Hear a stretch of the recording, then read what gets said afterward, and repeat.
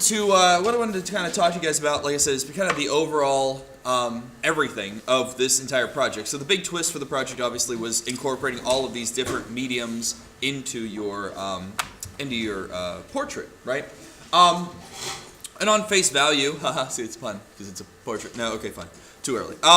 So on face value, this might seem relatively simple, right? Okay, so a pencil I can use because that's one of my options, so that's easy. Pen, sure, I've drawn with a pen before. Color pencil, I feel comfortable with that. Crayon, and then inevitably you're going to hit a point where, all right, well, now I have to start using mediums that I don't feel as comfortable with, right? So as we're going through, I just want to kind of hammer through a couple different very, very short kind of demonstrations of how to not only use the mediums appropriately, but also to kind of go over those 4 different techniques: cross-hatching, hatching, shading, and pointillism or stippling. So very, very shortly, just kind of want to burn through that stuff for you, just so that you're all on the same page.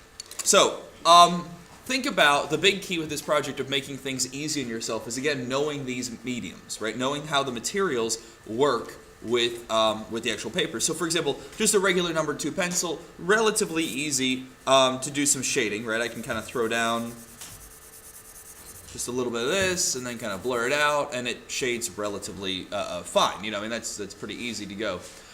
Pencil is great because I can do some hatching, obviously. And with hatching, you can go in different directions, but the key is that you kind of don't cross-hatch, obviously, because then it's something different. So, for example, if I had like a sphere, right? Maybe I'll use I'll use a colored pencil for this one, why not? If I had a sphere and I wanted to hatch my sphere, I am more than welcome to go with the contour. That's fine, that is more than allowed. But the key is, if I want to show like a darker area, I want to kind of keep those lines just bolder, close together. Bolder, close together, but they still are going in that same direction. I could also, if I wanted to, do the exact same thing for hatching, but this time maybe go in different directions to add a sense of a different kind of contour. So I go a little there, like there, almost like a ball of yarn or something, right? So these both would count as hatching. And again, obviously something that makes a singular straight line is going to be very, very easy to incorporate into hatching. Vice versa, I could use like a pen or maybe even a crayon if I want to do some cross-hatching, right? So same basic concept, right? I've got a pen that is dead. Okay, screw that. All right, here we go. Crayons, they don't die. So if I want to do some cross-hatching, looks like Mickey Mouse. I want to do some cross-hatching, right? So I'm going to do the same thing going with the contour, because that's going to make it feel more rounded and realistic. You don't want to do like kind of straight lines, because it's just going to flatten it down to a circle. So go with these kind of contoury lines. Only, maybe I want to kind of mix and match my values a little bit, my colors. Now I can kind of cross-hatch by adding a different direction. So in essence, kind of combining both of these over top of each other. Show you another example here. If I want to use like this chalk pastel to do cross-hatching, you're going to find very quickly that you can do it. There's nothing that says you can't. But it probably doesn't lend itself as well to cross-hatching or hatching, because those lines are going to kind of naturally want to shade. So again, whenever you have to do your shading, something that's chalky like this, like charcoal or pastel, going to be really, really easy for you to do. Whereas here, okay, so that counts as cross-hatching, but maybe, you know, for my next square, I start coloring with crayon, and in the process, I destroy my circle. Right, so be cautious of that. Also, be cautious because any of those powdery mediums are totally going to make you messy and dirty, and that's not fun. All right, what else? We also have charcoal. You guys are very intimate with charcoal already. It blends, it shades, it does some cool stuff. The newest stuff to introduce to you guys would be your oil pastel. Oil pastel, so it's more like a sticky crayon. Whenever you use oil pastel, you're going to see it goes on a lot like a crayon. Right? They look very, very similar. The difference is that this has obviously a different kind of binding agent with that kind of stickiness and that oily kind of waxy feel. With oil pastels, the big thing with them, if you wanted to get really involved, you like the way, like, because oil pastels are very bold, and that's kind of a positive to them, whereas, you know, chalk pastels are very washed out looking, right? The boldness is what people like about them, but but they don't blend all that well. I mean, they really don't. And they definitely do not blend with other mediums. Be careful about trying to blend oil and chalk pastel because it gets, well, bad. But they really don't blend all that well because, again, kind of like a crayon, they're just wax. They just kind of mix and match, but they don't go together. There is methods that you can actually use. I'll give you a clue, for example. So this is an oil crayon, basically, oil pastel. So if I add water to it, nothing happens because, see, it's oil and water. Look, I'm ripping the paper before anything blends. It's not good.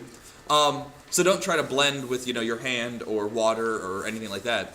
The only way to really get a good blend with oil pastels, and it is possible, but you'd have to incorporate some kind of agent where it would break down the oils of the actual pastel. So we would have to incorporate basically turpentine or paint thinner, and I can literally paint with paint thinner to blend out those colors because it breaks the oils down.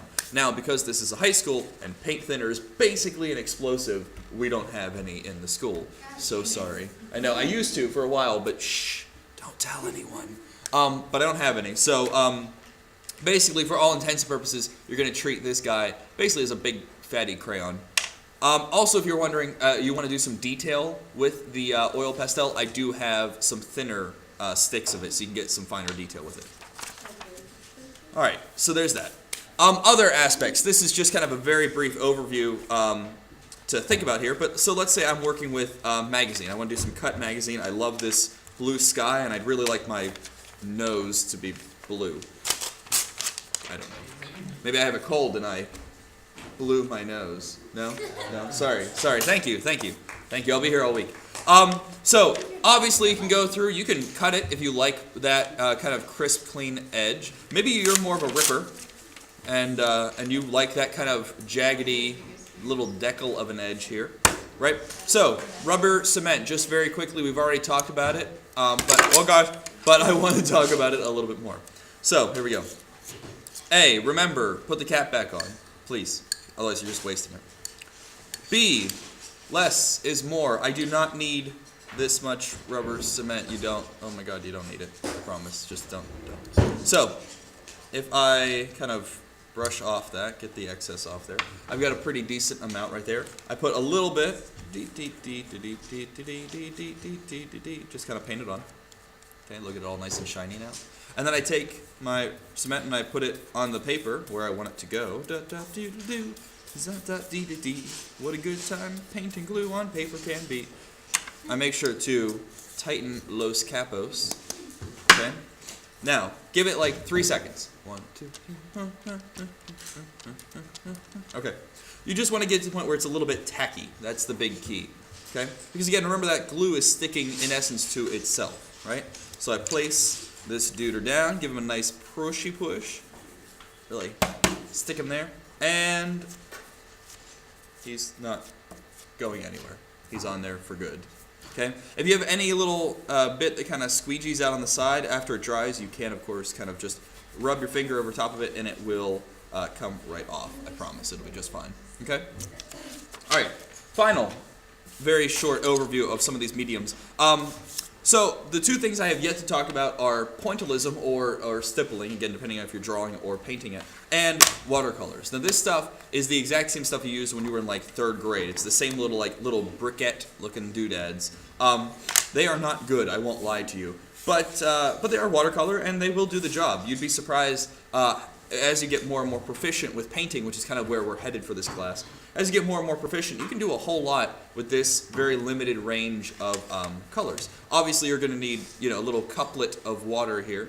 I have these little cuppies in the back. You're welcome to use them and then rinse them out when you're done.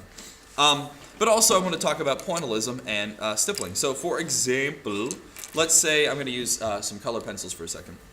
So, we talked way at the beginning of the year of doing kind of non-objectives. We had these kind of loop-de-loops and a whole bunch of fun stuff, right? So there's my loop-de-loop, okay? If I wanted to make this, but I wanted to make it in pointillism, or again, because I'm using pencils, it would be technically stippling, right? Instead of outlining and doing all that and trying to shade and color, I gotta blend this out and do this here, there's a shadow there, a little cast shadow, add depth and all that crap, we're done with that. We did that at the beginning of the year. Instead, I'm going to think to myself, okay, I'm going to want to start with the lighter color just because, I can't go over the darker color. And I'm literally going to go through and just kind of hammer out little teeny daughters. Not small girls that I bore. So that would be a little teeny daughter. See, no, too many puns for this early in the morning. Trying, guys, trying. I am very much aware that you are watching me put dots on a page. Try to make it as entertaining as I can. So, whenever you're doing stippling or pointillism, please, for all that is good and holy in the known universe, do not, stressing, do not do this.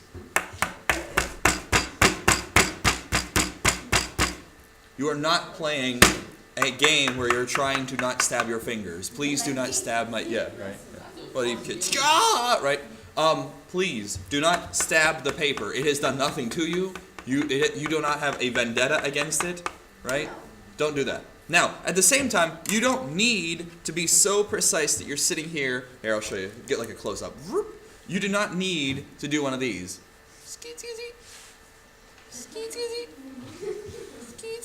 It will take you a millennia to fill up your page with those dots. They are very precise and beautiful, but for the love of God, this is going to take for freaking ever, right? So instead, find a happy medium, right? You can kind of stab the page, right? But stab it as if, you may want it to live in the morning, right? It's just kind of it's a reminder, like, hey, I'm in charge, paper, right?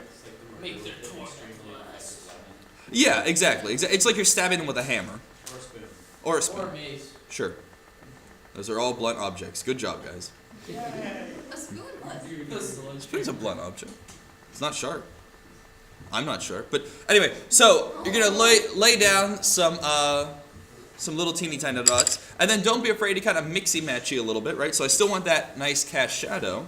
So I can kind of put in other colors.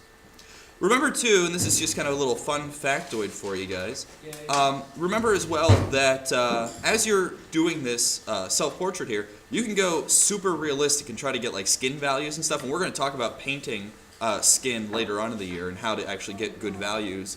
But remember too, I never said it had to be, right? You do have to add correct shading. You do have to add all these aspects that we have learned throughout the years so far, values and shading and depth and all that. But if you want to see in one particular square what your face would look like if, you had green skin, by all means do it. I'm not going to stop you. You are welcome to experiment. You must still keep it realistic. So, like, if you do not have boar's tusks coming out of your eyebrows, I probably would suggest not drawing those. I know, right? Well, there goes my Darth Maul impression. But instead, like I said, try to contain yourselves a little bit. So, finally, wrapping things up and up. Like I said, we've got ourselves some watercolor, right? Let me get a paintbrush. In the back here, I have these little cuppies, right? A couple listed. And I've got a mess ton of paintbrushes. To make your lives easier, I am going to go through these paintbrushes and literally put one per watercolor cup. And that way, or watercolor little tray. And that way you can just grab one. There'll be a paintbrush in there waiting for me to do that today. But for right now, I'm going to go ahead and grab a paintbrush. Now, let's say as you're painting, if you choose to use watercolor, let's say that you would like to experimentate a little bit, right? So say, for example, I am over here. I'm going to get a little bit of agua. Here we go. Wow, this is dark. Okay. A little bit of agua. And we're going to come back to watercolors as well as just paint in general later on in the year. Okay. Kind of activate my little paint tray here. Okay. Now, if you'd like to, this little top tray right here, you are welcome to kind of mix and match your colors over here. So if I take it right out of the tube, so to say, I'm going to have a pretty vicious purple, right? That is an abrasive purple. If I would like a thinner purple, right? I don't have white to pale out my purple. Instead, the white is basically extra water. The more water I add, the lighter I can get it. So I'll show you what I mean. So I'll use it straight out of the tube here for a second, right? And that's going to give me this kind of purple, right? Pretty, that is like Crayola freaking purple, right out of the box, right? If I want this to be lighter, however, I need to kind of add a little bit of water, and I can get a lighter purple. Not excessive, but a little bit. Add a little bit more water to it. Add a light A little bit more water. Lighter still. Now, you're going to see it is a slow gradient, right? It is a value, right? Going from like full all the way down to eventually just you're painting with water. Right? Okay? So I have like water tinted purple. You are welcome to experiment. If you need to make a certain color, right? Maybe I want to make like a purplish green desperately. I take a little bit of green, mix up in this top lid here. There's nothing wrong with that. Okay? And get your purplish green. Okay? Finally, if there's a certain technique that you are looking for, you would like to play around, there are plenty of paintbrushes in the art cupboard, and paintbrushes that don't necessarily look normal, right? So we've got these little spongy brushes here. They work basically how you think they would. Take some water, take some paint, and I can get some pretty cool kind of big spongy effects. Right? That'll give me a different effect. Or vice versa, you can even use one of these guys here. This is what's called a fan brush. I can't imagine why. Let's say you are painting yourself, and for your background, you very much want to be painted in the middle of a beautiful field. Well, you could spend 13 years trying to paint the perfect grass, or you could get a little bit of, green, maybe a little bit of yellow, maybe just a touch of blue, kind of mix my colors around over yonder, right? And then I can just do a little upward kind of stroke, and I'll have a green grassy field in about 14 seconds. Right? The brush is doing all the work for me. Notice too that it's not just straight green, green, green. I mixed up colors on the brush. I put different colors to start with on the brush. There's some yellows in there and some blues. It's not just straight green. Okay? So, any questions with any of the mediums that we introduced today? Pretty straightforward stuff. It's stuff you should have already known, or hopefully should have already experimented with, but I still want to give you kind of an overview on that. And remember that at least 4 of your squares must have one of those styles. Cool? Awesome, awesome.